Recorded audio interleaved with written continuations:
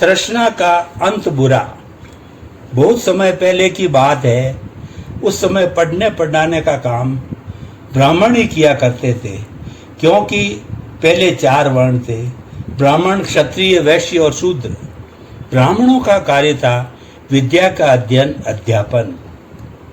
क्षत्रियों का कार्य होता था देश की रक्षा करना, वैश्यों का व्यापार तथा शूद्रों का सेवा कार्य करना। एक बार एक राजा ने अपने राजकुमार और राजकुमारी की शिक्षा के लिए एक ब्राह्मण को नियुक्त किया। ब्राह्मण विद्या अध्ययन करने कराने में खूब पारंगत तो था ही, साथ में प्रकांड विद्वान भी था। लेकिन नित्य प्रति राजसी ठाट बार वैभव को देखकर उसके मन में कई विकारों के साथ साथ काम वासना जागृत होने लगी। एक दिन जब राजकुमारी सज संवर कर विद्याध्ययन के लिए उसके सामने आई तो वह उस पर मुग्ध हो गया और उसने उसी समय जाकर राजा से कहा, महाराजा, मैंने आपके पुत्र और पुत्री को अनमोल ज्ञान गंगा दी है। इसके फलस्वरूप मेरी इच्छा है कि आप मेरा विवाह राजकुमारी के साथ कर दो। यह अशोभनीय और विचित्र डिमांड या मांग सुनकर राजा को बहुत गुस्सा आया, लेकिन फिर भी वे स्वयं को नियंत्रित करते बोले, हे ब्राह्मण देवता, सर्वप्रथम तो आप जैसे ज्ञानी पुरुष के मुख से ऐसी बात शोभा नहीं देती। दूसरी बात, मैंने अपनी पुत्री की विवाह के लिए राजा उग्रसेन को वचन दे दिया है, अतः मैं आपकी इच्छा पूरी करने में असमर्थ हूँ। इतना सुनते ही ब्राह्मण क्रोधित होते हुए बोला, आप अगर मेरी इच्छा पूर्ति नहीं करेंगे तो मैं आपको शाप दे दूंगा। राजा थोड़ा सा विचलित नहीं हुआ और बोला, जिस ब्राह्मण में धर्म अधर्म, उचित अनुचित का विवेक न हो, भला उसके शाप से किसी का अनिष्ट कैसे हो सकता है। ब्राह्मण गुस्से से आग बबूला होकर राजमहल से निकल गया और गुरु गोरखनाथ के पास जाकर उनकी तन मन धन से सेवा करने लगा। एक दिन उसकी सेवा से प्रसन्न होकर गुरुजी ने उसकी इच्छा पूरी की तो उसने सारी बात बताई। यह सुनकर गुरु गोरखनाथ बोले, देखो भाई, ब्राह्मणों को इन सब भोग विलासों से क्या लेना देना है। ब्राह्मण कुल में जन्म लिया ब्रह्म की उपासना करने के लिए, अतः तुम्हें इस आमोद प्रमोद से दूर रहना चाहिए। और ये इंद्रिय सुख तो क्षणिक होते हैं, इनसे कभी किसी की तृप्ति नहीं होती। तुम शाश्वत सुख प्राप्त करो जिससे सदा सदा के लिए तुम्हारा कल्याण हो। अतः मैं तो तुम्हें यही शिक्षा दूंगा कि तुम इस पचड़े में मत पड़ो। और हाँ, इन तृष्णाओं का कभी अंत नहीं होता है, और होता है तो बहुत बुरा होता है। लेकिन कहते हैं कि विनाश काले विपरीत बुद्धि।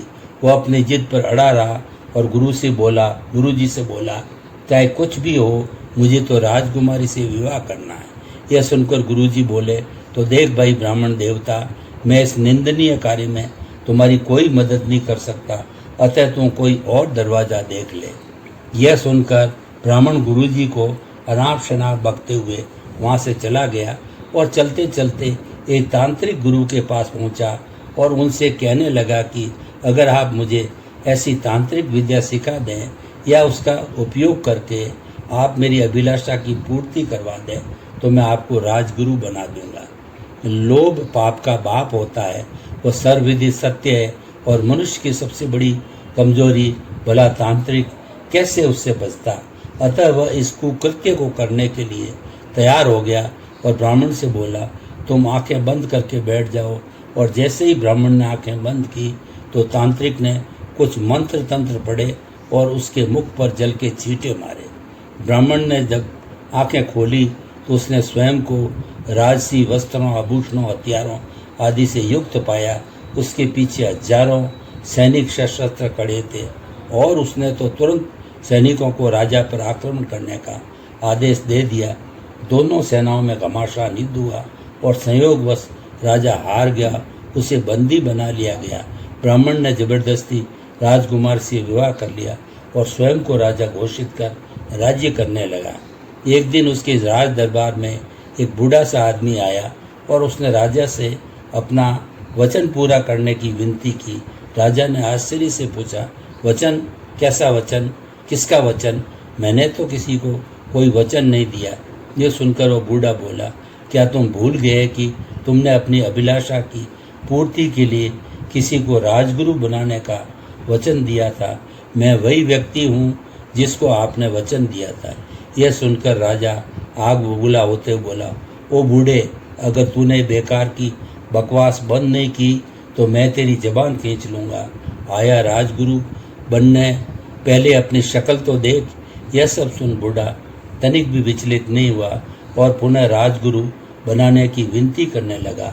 अब राजा को क्रोध आ गया और उसने सैनिकों को आदेश दे दिया कि कोड़े मारकर बूढ़े की खाल उधेड़ दो और खूंखार जंगली जानवरों के सामने डाल दो ताकि वे इसे अपना ग्रास बना ले। और उसने बूढ़े को लात मारकर ढकेल दिया।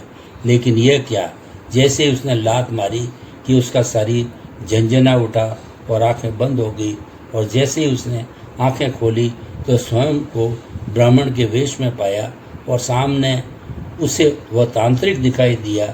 अब उसको बात समझने में जरा भी देर नहीं लगी और वह लगा तांत्रिक के पैर पकड़कर क्षमा मांगने।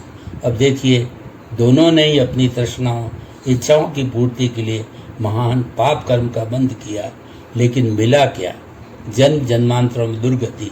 इसलिए कहा जाता है कि तृष्णाओं का अंत बुराई होता है और इन तृष्णाओं की कभी पूर्ति भी नहीं होती। अर्थात जिसे विषयों की तृष्णा है उसे उस प्रकार की तृप्ति नहीं होती जिस प्रकार हवा चलने पर अग्नि की ईंधन से नहीं होती है।